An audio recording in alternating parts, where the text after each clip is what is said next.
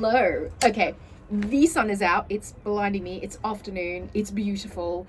I had to come outside. I think we're finally getting spring in the UK. Yes. Please let it be a good summer.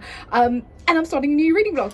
So I am reading two kind of categories of books in this vlog, and I'm going to give you some thoughts on all of these. I've started some of them, so I'll tell you what all I'm reading, and then I'll give you some thoughts. So the first category is kind of my thriller category, and then the second category is my very dark, very taboo-ish dark romance. But these dark romances also are more on the horror thriller side. So if you're somebody who is a horror reader, if you're somebody who's a thriller reader, and I know a lot of my audience are, I think these are the kind of books that you like. And having started some of these, I feel like almost calling them just romance books is very much doing a disservice to the actual stories in these. So I'll get into that. I'll talk about all of the ones. So the kind of more thrillerish ones I have are these two. So these two have been on my list for ages.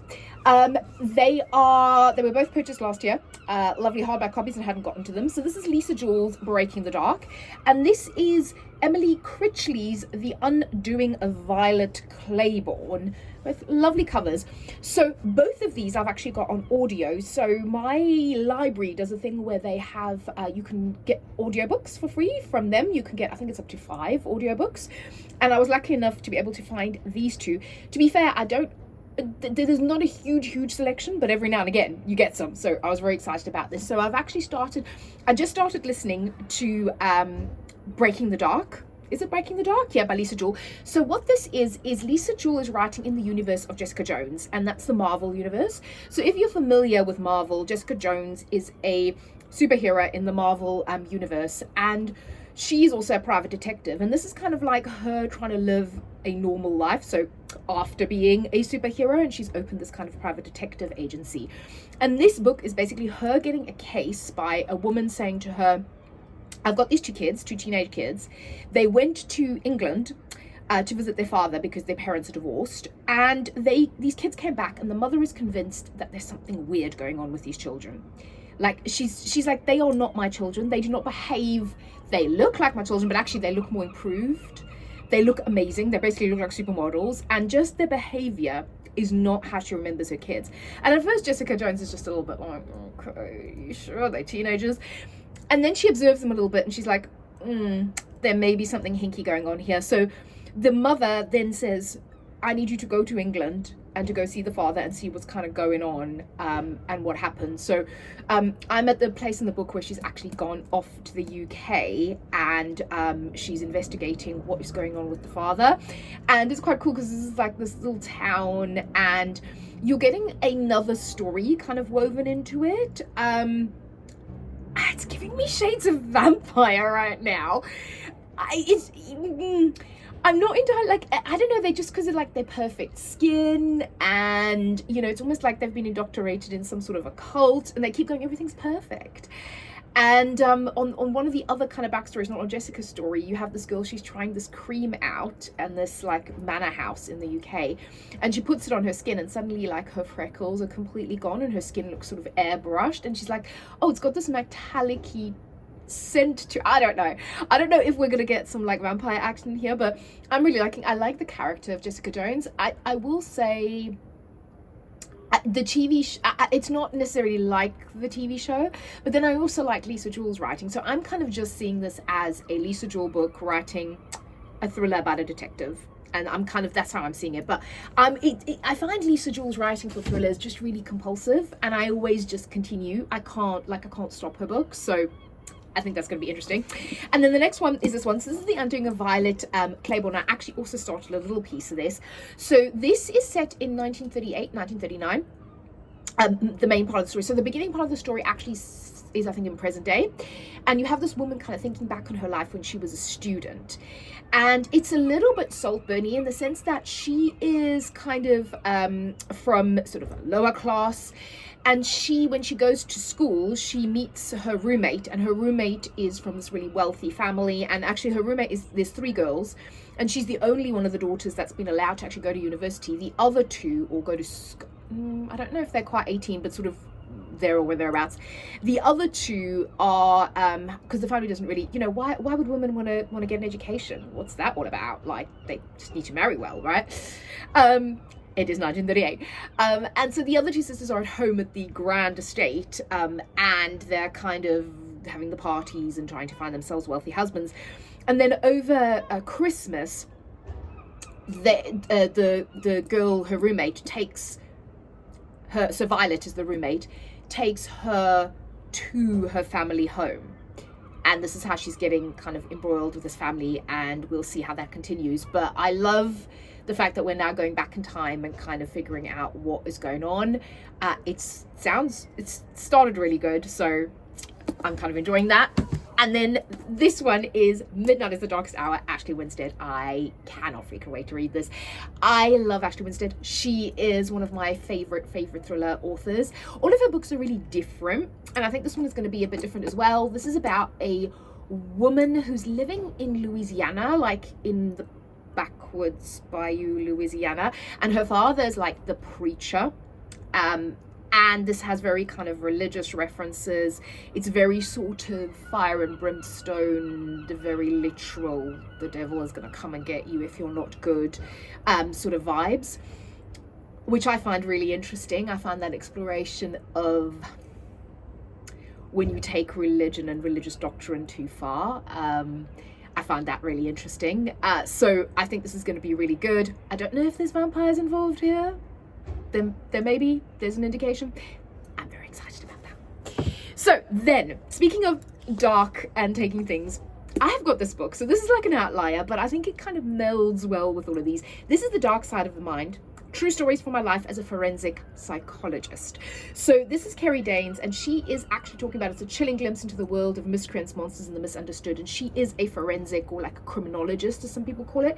And she talks to, she delves into the minds of real life criminals and offenders, and this is her kind of life and some of the stories of her life. Again, I started this, wowzers, okay? The prologue is really, really interesting. It's about her talking about when she went to school, and then her very first assignment in the early 90s is in one of the worst prisons in the UK, and I can't remember exactly what they called it. I'll talk about this a bit more, but she's starting to talk about this assignment that they sent her into as this like 20-year-old straight out of university, and oh my goodness, she's like interviewing the worst of the worst, sexual offenders. I think this is going to be extremely interesting, but also wowzers, okay. And then kind of riffing off of that Darkest Minds and also religious aspect, I have these ones. So the first one is, my heathens. Greetings. So this is my Heathens vlog as well. So this is Holla Heathens by Nicole Fiorina. And this has been on my list for ages. I've had this on my shelf for ages. I also realized I think I dropped some coffee on it at some point. So this, everybody kind of that I have heard talking about this talks about this as kind of like a Tim Burton movie in a novel, and it's set in this town where you have this whole town is like, it's got like the vibes, the spooky vibes. There's something to do with magic and two different covens, or various different covens in this town. So it gives me like Salem vibes, as in Salem, Massachusetts. But you've got this girl who, she gets a letter from her grandfather saying, come visit me, I'm ill. And she goes back to this town. She also finds out her grandfather didn't send her the letter, but the town won't let her leave, like physically will not let her leave. So she is kind of stuck in this town, and she starts to unravel what is going on, all of the secrets in the town. You've also got these heathens, right? These four of them, hollow heathens, who are from a specific coven. They wear masks, and everybody's kind of afraid of them. And I think the romance is going to be with her and one of the heathens. So I'm really looking forward to that. And like I said, that it's got like spooky Tim Burton-y vibes, which then. Oh, this one. Okay, I started this one last night. Could not stop reading. So this is because I was trying to sort of taste test them. Heartless Heathens by Santana Knox. Wowzers. Okay, so if we're talking about religious doctrine, this is a I am going to say, absolute warning on this. This is not going to be for everyone. I'm finding it incredibly interesting. I find the topics incredibly interesting. So I'm just going to read you actually what St. Hannah Knox says. So her dedication, well, the kind of the dedication is in the front is, for those of us who have burned our way out of a church just to get on our knees for a different kind of communion. And then she says, this story also focuses on strong anti-Christian rhetoric. It's a dystopian time where Christianity is the evil in the country and has essentially eliminated any room for any other religions to exist. There are imaginary fictional portrayals of satanic worship, but this is in no way to be associated with the satanic temple and practices of the Satanic Church. Through this book, though this book is loosely inspired by Victor Hugo's Notre Dame de Paris, it is simply a nod and a tribute, not a retelling. So this is so fascinating, the beginning of this. So you've got this kind of dystopian setting where there was a virus and a huge swathes of the population have died. And the church has kind of basically taken power, you know, because of the fear and the disorder. And they've kind of said, we're going to take over. And they really rule and run everything on the one side, and they keep people scared and they keep people in line. And you know, when anybody has ultimate power, shit goes down. And then on the other side, you've got kind of the people that are still rich and that can still have their own thoughts and minds. And they're almost like part of like the Satanic Church. So they're kind of fighting against each other. And you've got this university that's run by the Archbishop, Frodo? What's his name? Frodo? Something like that. I keep thinking of Frodo. Folder, something along those lines. It's a bit like Frodo, right? I keep thinking of Frodo the card, but anyway, and Folo, I think, and he kind of runs this university with an iron fist, essentially, and he's got this girl, our main character, Romina, hidden in the bell tower of this kind of derelict church on the property of his university, and you learn in the beginning that she's been stuck in this bell tower all her life. And he's kind of kept her hidden there. No one knows she's there. There's these rumors on the campus of this like ghost of the campus, but nobody knows that she's a real girl and she's there. And there seems to be sort of a backstory with her mother, and I think he killed her mother, but he's basically been essentially abusing her in a way all her life, and it's basically kept her prison and locked in this bell tower. And then you have these three guys that kind of come in, and they're described as the heathens. They're the heartless heathens in question. Two brothers, they're twins, and a third guy. And they are essentially the adopted sons of the head of what is like the Satanic Church. So this really rich dude who is very much opposed and runs his own sort of thing. And he wants them to infiltrate this university and find something, because Frodo is hiding something. And they have like 4 years or whatever it is that they're going to be at this university to find what he's hiding, to kind of almost bring him down. So they decide when they get to campus that they're going to they need somewhere to live, and there's no way they're going to be living in, you know, the dorms with all of the indoctrinated sheep. So they decide they're going to take this derelict church. Of course, he's not happy. He shouts and screams and moans, but they're like, screw you, dude, we're doing what we want to do. And he's kind of afraid of them.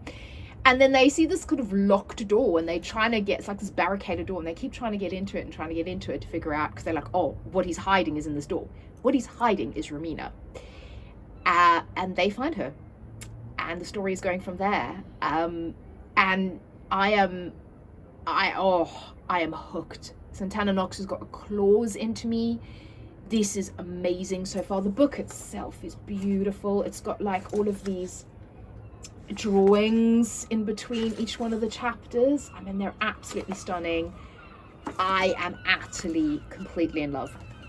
And then the other heathen book this is a bind up. So this is, oh, sorry, I've just bumped the table. This is a very little table. I need to get some more outdoor furniture. This is the Blackwood Institute, the trilogy by J. Rose. So the first one is Twisted Heathens, hence the heathens. And this is about, again, like it's kind of supposed to be a school / like an asylum, a mental asylum, where they send the worst of the worst, like criminal offenders, to undergo this kind of experimental program for 3 years. And I think it's meant to sort of rehabilitate them. However, apparently there's more going on than meets the eye, which there always is. And our main character in this one, Brooklyn, she gets sent to this Blackwood Institute, and she meets, I think it's 3 or 4 guys there, and they kind of form a family, but it's also reverse harem.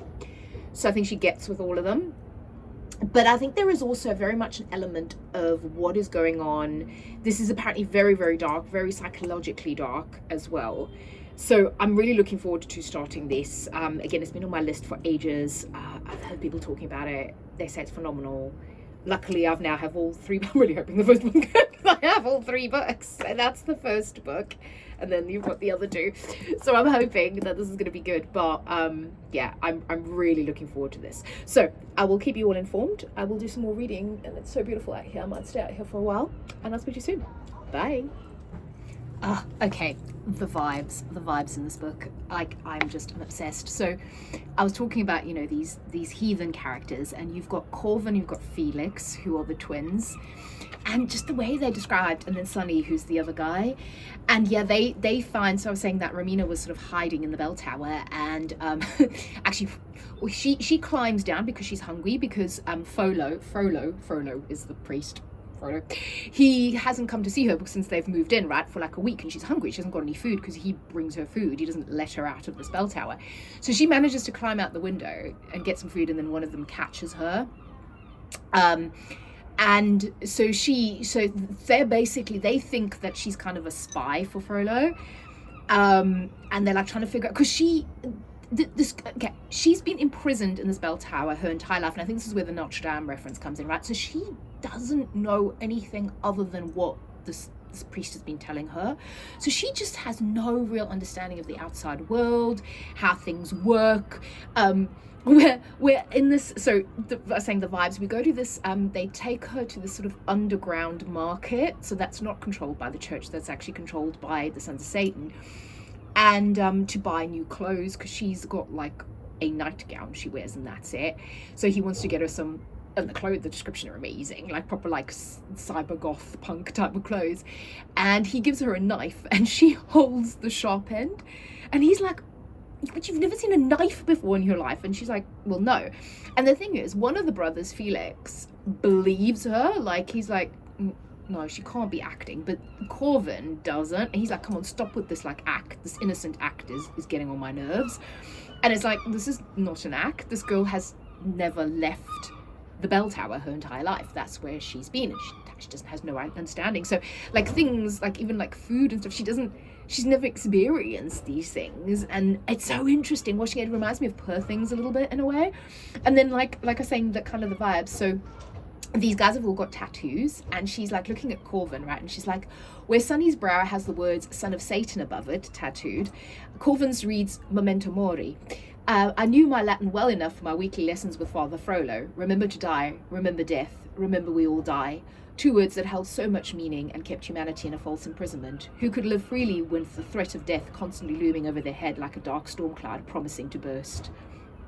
This is so good. Like I said, if you're open to kind of these musings on religion and religious doctrine and how people can get brainwashed by it, it's really super interesting. And everything about this book, the vibe.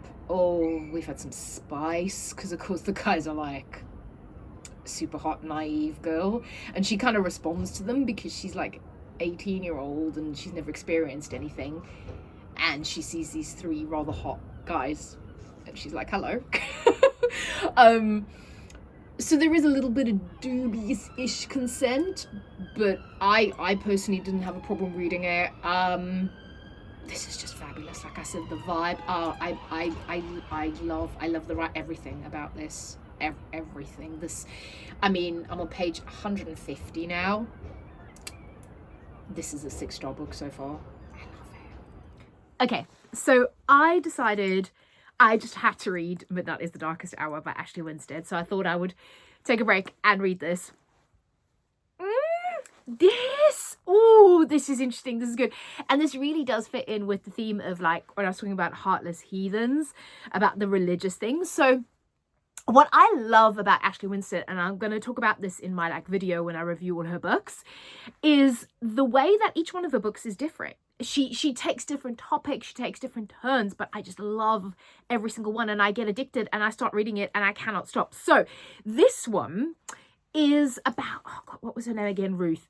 So Ruth is our main character. She is raised in this kind of Louisiana bayou, like I said, by her very religious preacher father, and he's very much like these fire and brimstone kind of preachers. And she is both revered for being the preacher's daughter.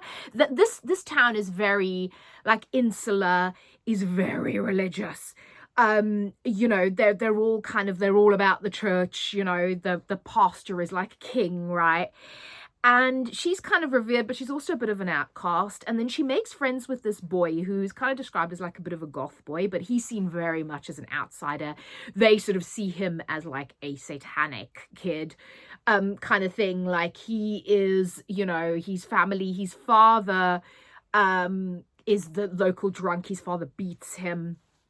It's really like they have really sad, you know, it's really sad. It's really like his life is bad.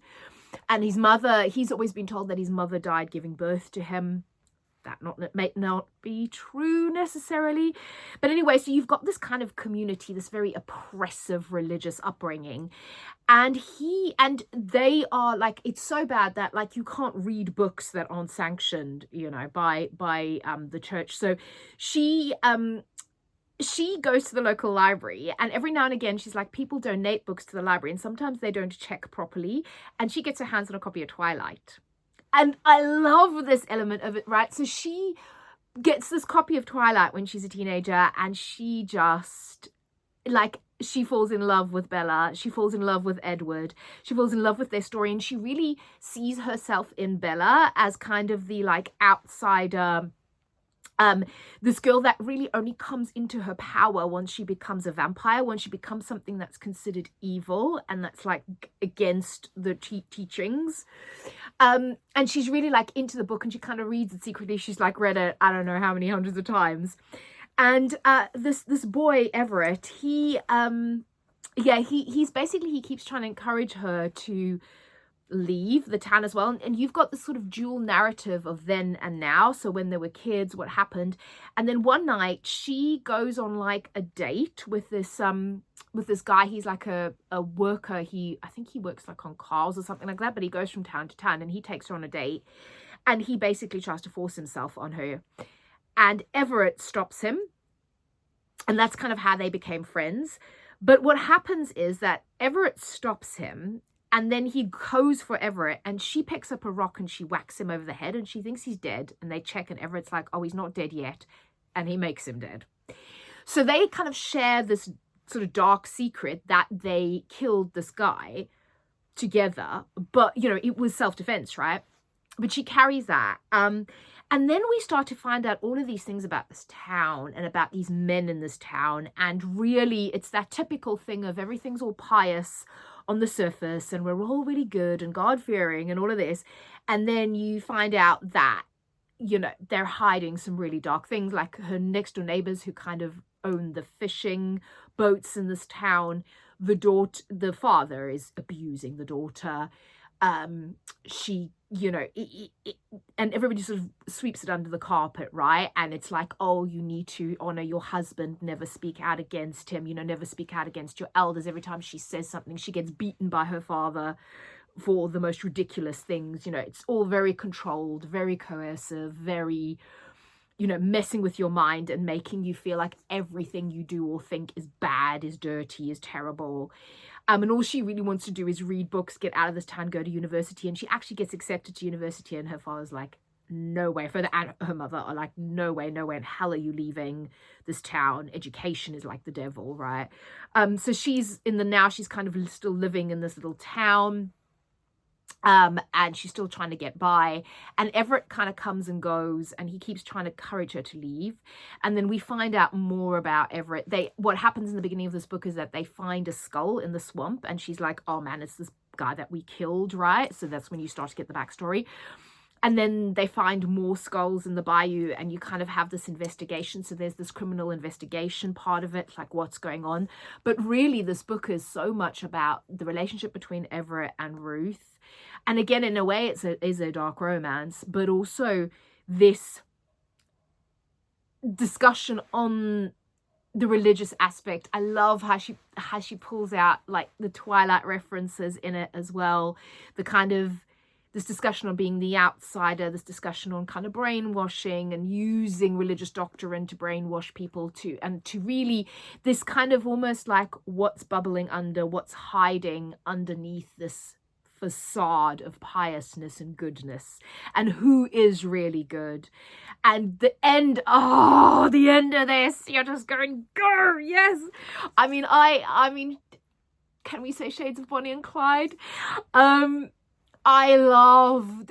people might not. I will say that I'm gonna guess there's gonna be some people that don't like the end of this book. Man, I thought it was just Ashley Winstead is my queen. And like, they're all different. So her new book's coming out end of the month. I want to read that like ASAP when it comes out, because that one's got like a true crime, I think, podcast or true crime reporter element to it. And then I'll do an Ashley Winstead video, and I'll talk about all of her books that I've read, because they are phenomenal. But yeah, this is 5-star read for me. Absolutely loved it. Hugely recommended if any of that sounds interesting to you.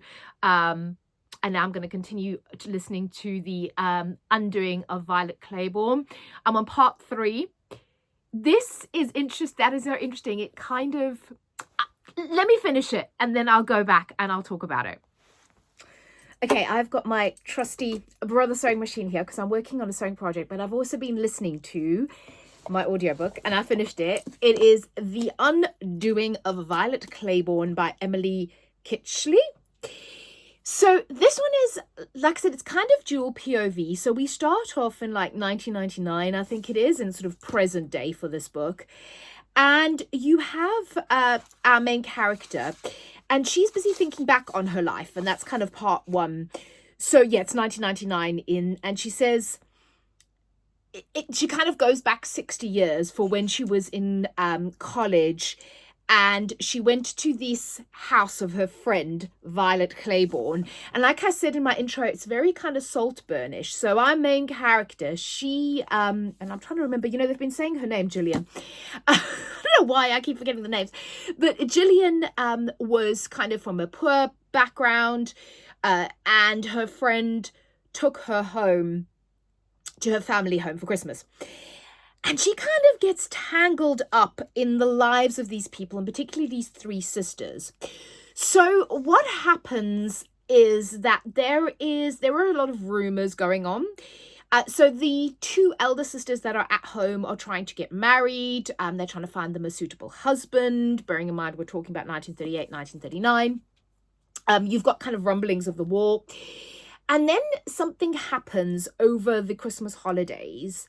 One of the sisters, now if you don't want to know anything, shut your ears for 1 second here, because this is probably a bit of a spoiler. But one of the sisters shoots a little boy by accident. They're out kind of rabbit hunting.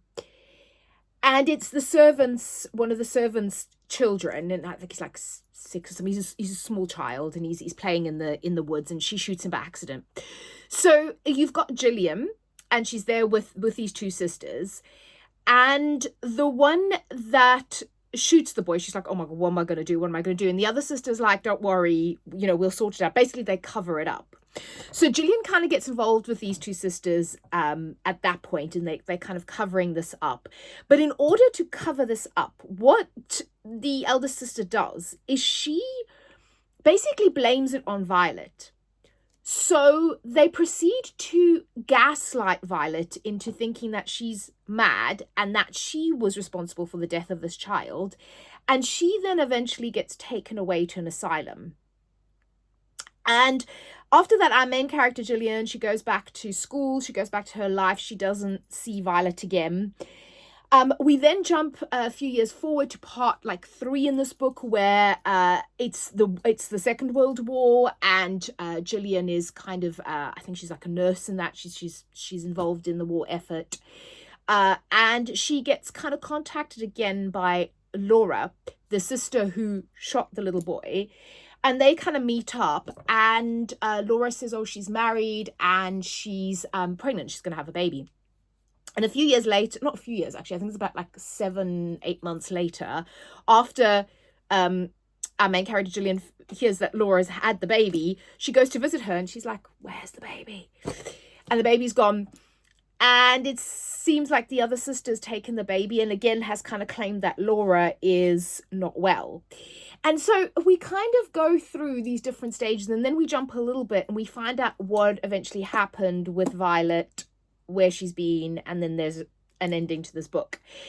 So I don't really know how I feel about this. I like it, but I don't love it. I mean, it was interesting, but I don't know.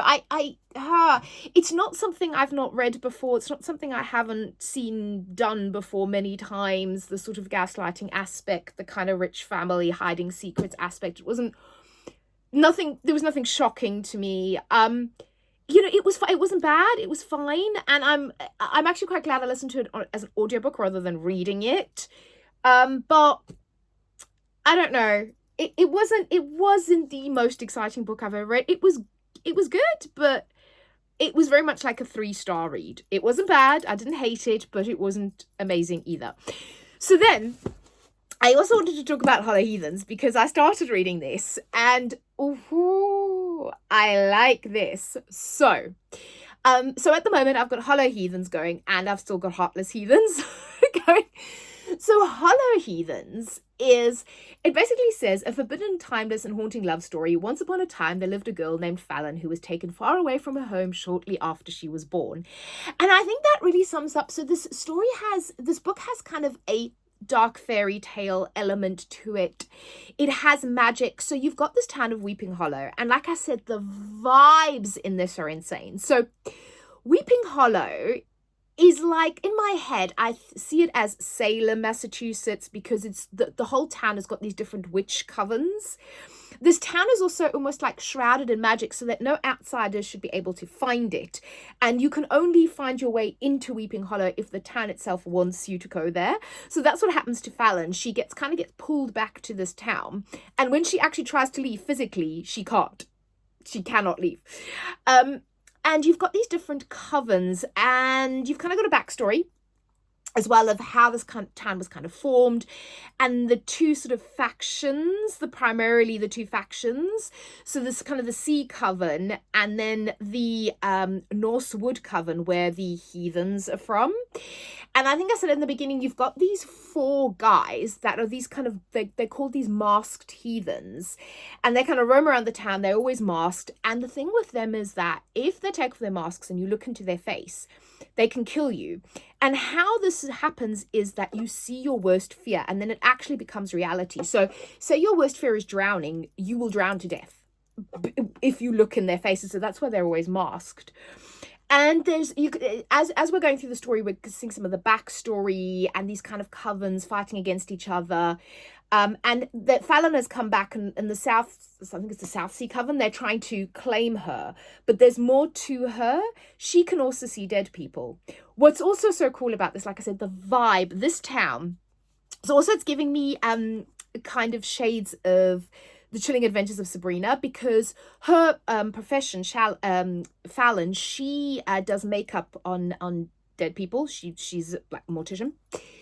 And she kind of prepares them. So she goes to work in the local mortuary, but she can also see ghosts. So she can see ghosts, which is really cool. Like you've got all this, and also with this town, everything is spooky. It's like Halloween 24/7. Halloween's actually in here though as well, but all the different festivals are in here. It comes alive at night. So they have this radio DJ that says, have a good evening, but remember no one is safe after 3 a.m. because that's like the witching hour. But like the town is like awake until sort of midnight. The cafes are open. You've got all this kind of law in the town. You've got this law with the heathens. And then you've got Fallon and Julian. And this book, it has dual POV, Fallon and Julian. Julian is one of the heathens. And right from the beginning, from the first time she sees him sort of on the shore near her house, she's intrigued. And then, of course, it's like, no, he's a heathen. You stay away from him. They're trying to get her to initiate into the other coven. They've basically told Julian that he better stay the hell away from her. Except these two are constantly pulled towards each other. They can't even really explain it, but that there is something there. And the other aspect of it is the heathens are trying to break the curse. So the fact that they can't take their masks off, and the fact that they have this sort of darkness, as they describe it, inside of them, is because they're cursed, and they are trying to figure out how to break this curse. So they're like going through old grimoires and stories and things and trying to figure out how to break this curse. My thoughts are Fallon's probably going to play a role in this, but some of the writing, I don't know, the writing is a little bit odd. I don't know if everybody would get on with the writing, but this, I mean, if you love things like I said, Chilling Adventures, Wednesday, Tim Burton movies, Edward Scissorhands, sort of The Outsiders, Witch Things, I think you'd love this. I think this is the perfect kind of Halloween read as well. I think it's perfect. It'd be absolutely perfect to read around the spooky season. It's also very pretty, like a bit like Heartless Heathens. This is what I love about indie published. You have the Corvids there. You have drawings, as you can see, spooky Norse woods. Everything about this is spooky. It's haunted. It's not dark as in horrible, hard to read dark. It's more the atmosphere, the spookiness, the covens, the heathens, obviously the fact that they have this death curse on them, but it's just, the mortuary, this is just everything. This is like, if you're a Tim Burton witchy Halloween freak like me, this is fabulous. I will check back in when I finish it, but man, I'm loving this. So I'm loving my 2 heathen books. Amazing. Good morning. I'm jumping on because I have literally just finished Hollow Heathens by Nicole Fiorini, and I wanted to kind of give my final thoughts. I really love this. I think, sorry, I'm having my Irish cream chocolate coffee this morning. Like I said, there's some bits of the writing that can be a little bit, I don't know what to say. Like some of the bits of the writing can be a little bit confusing, but I really like the descriptions, the atmosphere, the vibes of this are immaculate. I absolutely love this whole town, this whole witch town, these kind of dark curses, the sort of dark side of it, and the Halloween and everything gothic. This is the perfect gothic romance as well, if you like that. And then also this kind of fairy tale aspect of Fallon and Julian, and the fact that there's this curse on the heathens, and, Julian is trying to break it, and, Fallon is very much part of this, and it's very fairy tale, what will you do for love, going against your coven, just for this person that you love more than anything in the world. And, they are so sweet together. Like, it's just, yeah, she looks past his sort of tag of being a monster. He looks past anything about her being an outsider and all that, and it's just, I love their story. But like I said, the whole book, it has those incredible, immaculate Tim Burton film gothic vibes, and I love it. This does come to a conclusion, but there is a second book, and I think I will be buying and reading the second book, because I do want to kind of know how their story continues. But you could read this as a standalone and kind of get to a satisfying point, which I loved. But yeah, Fallon and Julian, I'm loving them. This is the perfect, I think, if you're going to read a spooky gothic romance in Halloween, in October and fall, perfect. So definitely recommend. This is another 5-star read. Hello, so I'm wrapping up this vlog. So here are my final thoughts. I got around to finishing Lisa Jewell's Breaking the Dark. And I've sat with this for a couple of days, because actually I finished this a while ago, and I was like, I need to think about it. And I really didn't like this.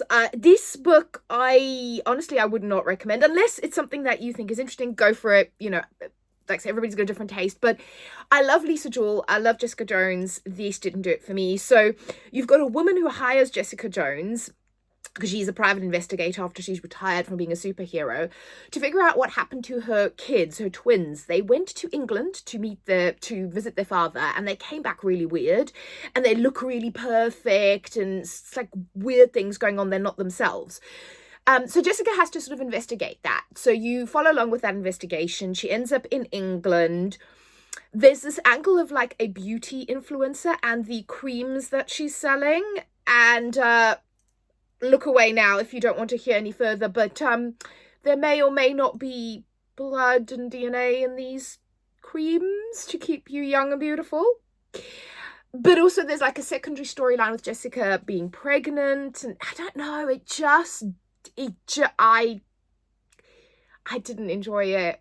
It's one of the few books this year I really didn't enjoy. So it is being unhauled straight away. It's going in my to the charity shop pile. I'm really annoyed because I love Lisa Jewell, and honestly I think there's a million other Lisa Jewell books you could read that are a lot better than that, unless you really want to read it. But moving on to a book I loved. Twisted Heathens by J. Rose. So Twisted Heathens is the first book in the Blackwell Institute trilogy, and I'm so glad I have the whole trilogy because I will be moving on to book 2 probably straight after I film this video. I love this. So you have your main okay, wait, let me back up here really quickly. This is dark. This is dark in many ways. The subject matter in terms of mental health, blood play, self-harm, wanting to end your own life. There is a lot in this book. So drug use, please read all of the trigger warnings. But I found this so good. So you have Brooklyn, our main character. In the beginning, she's in a basically a secure facility because you find out that she killed someone. And she's also schizophrenic, so she's dealing with mental health problems. She also tried to end her own life. She then gets moved to Blackwood Institute, which is like an experimental center. Does the same thing essentially, but they have this 3-year program that the worst of the worst offenders go here. And also those with the worst mental health issues. And apparently after this 3 years, you're cured, you're done, you're out there, you're living your life. It's all good. Seems a little suspicious. So this book kind of combines a certain element of like a trying to work out what's actually going on, so mystery element behind the scenes of Blackwood Institute.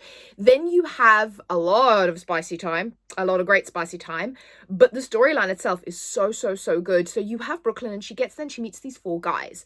It's Cade, Felix, Hudson, and Eli. And they're kind of formed this sort of band of brothers, and the found family in this is so amazing. Brooklyn and these guys, the way these guys try to help Brooklyn, try to defend her, try to bring her, and she's very reticent because she kind of gets there and she knows she wants to end her life, and she tells you this, so please be aware. She has tried, she's failed, she's determined to try again. And then she meets these 4 guys, and each one of them, what I love about this is essentially from a romance point of view, a reverse harem situation, or why choose situation between her and these 4 guys. But each one of them speaks to something inside of Brooklyn, a part of her personality, something she needs both mentally, emotionally, sexually, everything. And I love J. Rose has really made them very distinct. They all have very distinct personalities. I love the way this is written, because sometimes it can get a bit like, which one are we talking about now? And absolutely not. Eli, for example, he also is mute. He does not speak. And you find out something really tragic happened back in his past. They all have very, it's very dark. It's unrelentingly dark. But within that, their friendship and their love for each other just kind of brings the lightness. And then, like I said, you're also trying to figure out what's happening at Blackwood. I can't say that because that's a spoiler. And then you have Cade, who's kind of the daddy. He's trying to help everybody and trying to bring them all together. It's just amazing. This is one of my favorite kind of mystery / dark romance / why choose that I have read ever, probably. And like I said, I'm so glad I got the trilogy. Cannot wait to pick up the second book in that. And then the last one I will wrap up is Heartless Heathens by Santana Knox, and this is another, so both of these are like 6 stories for me. I just adored this. You probably heard me rambling on in the beginning in the video. Again, this is a why choose situation. So you have Romina and the 3 guys. They are, again, I think what Santana Knox here has done is she's made them very distinct again, they each speak to a part of Romina. So Romina really reminds me of like Perth, the character in Poor Things, where she's been locked up in this bell tower all her life. She's really almost learning how to be in the world. She doesn't know loads of things. You know, she's learning who she is as a person. And again, each one of the guys in this book speak to a different part of her and speak to a different part of her personality. This one is a lot spicier. There's a lot of really good spice in here, but again, trigger warnings galore in this book. I'm not going to say that this is a book for everyone. It really isn't. If you like some of the themes I discussed, if you like that discussion on religion, then I would think you would. I love it. I absolutely love this book. Again, it's dark, but the romance between the characters I love, and you know, the bad boy Sonny. I mean, he's got Satan's son tattooed above his eyebrow, and I'm just like, I love Sonny. So this is, like I said, not for everyone, but oh my goodness, if you can handle those themes, if you can handle all of that stuff, this book, hugely recommend Santana Knox, Heartless Seasons. And that's it. Let me know if you've read any of them, and I will speak to you again very soon with my mid-month wrap up with some of the other books that I read.